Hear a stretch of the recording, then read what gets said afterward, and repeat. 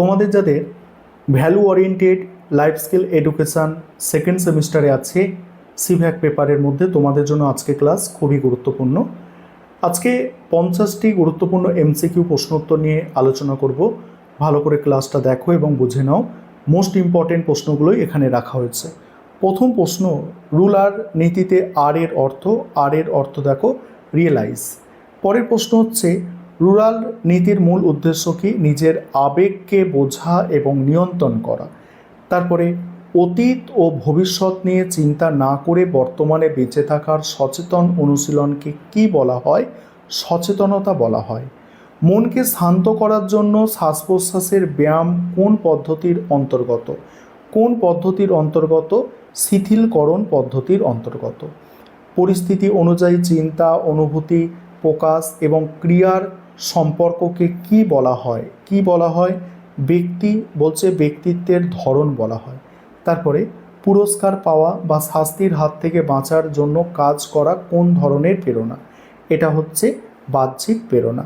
নিজের কাজের উদ্দেশ্য বোঝা ও দক্ষতা অর্জনের অনুভূতি থেকে যে প্রেরণা আসে তাকে কি বলা হয়? তাকে বলা হয় অভ্যন্তরীণ প্রেরণা। নেক্সট হচ্ছে স্মার্ট লক্ষ্য নির্ধারণে এস বলতে বোঝায় স্পেসিফিক। পরের প্রশ্ন হচ্ছে এম বলতে কি বোঝায়? এম বলতে দেখো মেজারেবল। তারপরে হচ্ছে টি, এখানে টি লক্ষ্য নির্ধারণের সময় টি বলতে কি বোঝায়? টাইম, অর্থাৎ সময় সীমাবদ্ধ। ঠিক আছে, সময় সীমাবদ্ধ। পরের প্রশ্ন, সম্পর্কের নৈতিক ভিত্তির মূল উপাদান হচ্ছে মূল মূল্যবোধ। তারপরে মানুষের বুদ্ধিমত্তা বা দক্ষতা জন্মগত, তা পরিবর্তন করা যায় না। এটি কোন মানসিকতার লক্ষণ? এটি হচ্ছে স্থির মানসিকতার লক্ষণ। অন্যের দৃষ্টিভঙ্গি বা আবেগকে বৈজ্ঞানিক দৃষ্টিকোণ থেকে বিচার বিশ্লেষণ করার ক্ষমতাকে কি বলে? আবেগীয় বিজ্ঞানী বলা হয়। তারপরে অন্যের কষ্ট বুঝতে পারা এবং তার প্রতি সমবেদনা জানিয়ে প্রতিক্রিয়া জানানোকে কি বলে? একে বলা হয় সহানুভূতি বা দয়া। জীবনে পাওয়া ভালো জিনিসগুলোর প্রতি কৃতজ্ঞ প্রকাশের জন্য প্রতিদিন কি লেখা উচিত? প্রতিদিন হচ্ছে কৃতজ্ঞতার ডায়েরি লেখা উচিত।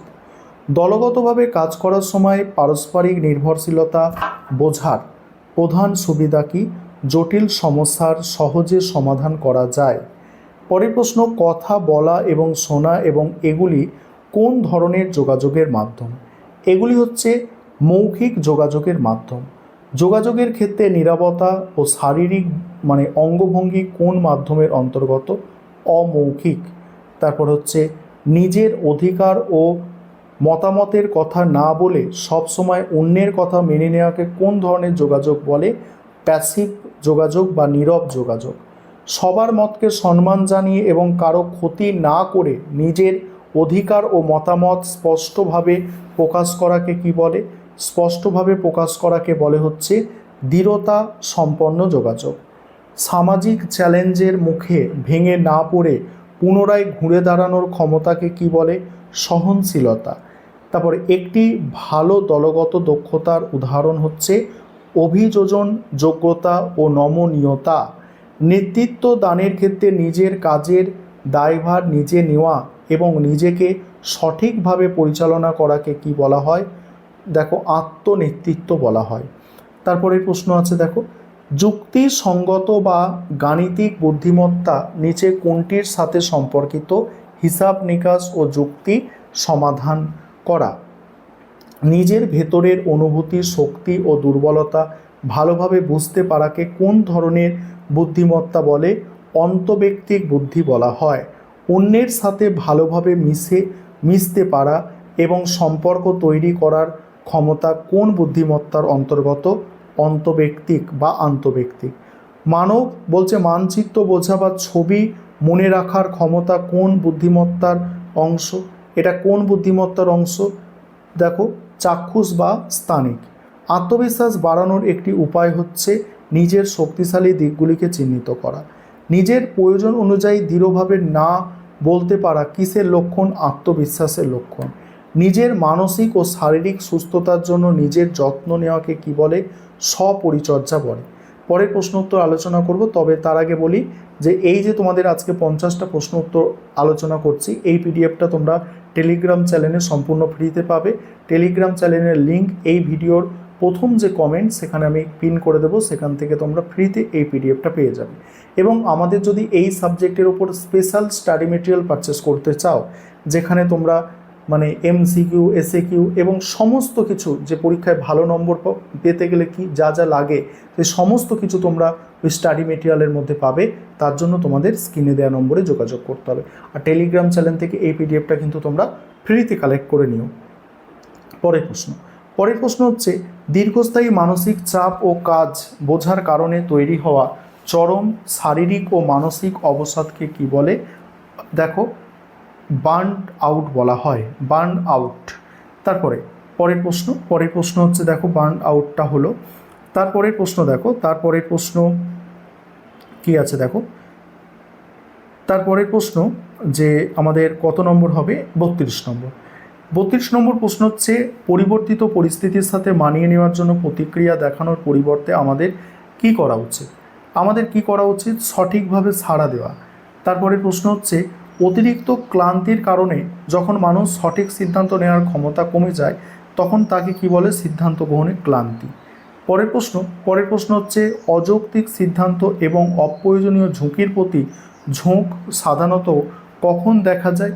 অতিরিক্ত মানসিক চাপ বা বার্ন আউটের সময়। পরের প্রশ্ন হচ্ছে, যে কারণে মানসিক চাপ তৈরি হয় তাকে কি বলে? স্ট্রেসর বলে।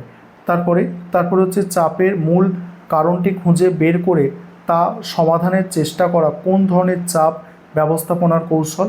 অ্যান্সার হচ্ছে দেখো, সমস্যা কেন্দ্রিক কৌশল। মানসিক চাপের কারণে তৈরি হওয়া ভয়, রাগ এবং হতাশাকে নিয়ন্ত্রণ করার কৌশলকে কি বলে? নিয়ন্ত্রণ করার কৌশলকে আবেগ কেন্দ্রিক কৌশল বলা হয়। যখন নিজের মনের ভেতরেই দুটি আলাদা ইচ্ছা বা চিন্তার মধ্যে লড়াই চলে তখন তাকে কি বলে? তখন তাকে হচ্ছে অভ্যন্তরীণ দ্বন্দ্ব বলা হয়। তারপরে দ্বন্দ্ব ও সংঘাত সমাধানের ক্ষেত্রে সমস্যাটি সম্পূর্ণ এড়িয়ে যাওয়ার কৌশলটিকে কি বলে? এড়িয়ে যাওয়া বলে। তারপরে যে আলোচনায় উভয় পক্ষই লাভবান হয়, কেউ হারে না, তাকে কি ধরনের আলোচনা বলে? তাকে উইন উইন আলোচনা বলে। যখন একটি সিদ্ধান্ত এক পক্ষ লাভ হয় অন্য পক্ষের ক্ষতি হয় তাকে উইন লুজ বলে। তারপরে হচ্ছে SWOT, শুট বিশ্লেষণ করলে এস আর ডব্লু মানে কি? এস আর ডব্লু মানে হচ্ছে দেখো স্ট্রেংথ আর হচ্ছে উইকনেস। তারপরে ওটি কি নির্দেশ করে? আউটপুট আর হচ্ছে টুল। অপরচুনিটি এবং হচ্ছে থ্রেট। আর জীবনের বিভিন্ন ক্ষেত্রে সাফল্য পেতে IQ এর পাশাপাশি কোন বিষয়ে ভারসাম্য থাকতে হবে? EQ, ঠিক আছে, EQ থাকতে হবে। তারপর হচ্ছে, সমাজে বসবাস করতে গেলে অন্যের প্রতি যে সম্মানজনক আচরণ বা ভদ্রতা দেখাতে হয় তাকে কি বলে? তাকে শিষ্টাচার বলে। তারপর নিজের কর্মক্ষেত্রে সততা, দায়িত্ববোধ এবং সঠিক নিয়মকানুন মেনে চলাকে কি বলা হয়? পেশাগত নৈতিকতা বলা হয়। তারপরে হচ্ছে, পার্থক্য ও বৈচিত্র্য প্রতি ইতিবাচক মনোভাব রাখা কোন পরিচায়ক? সহনশীলতার পরিচায়ক। বৈচিত্র্যের গ্রহণযোগ্যতা বলতে কি বোঝো? বাকি প্রশ্নগুলো দেখে নাও, টোটাল 50টা প্রশ্ন, ঠিক আছে।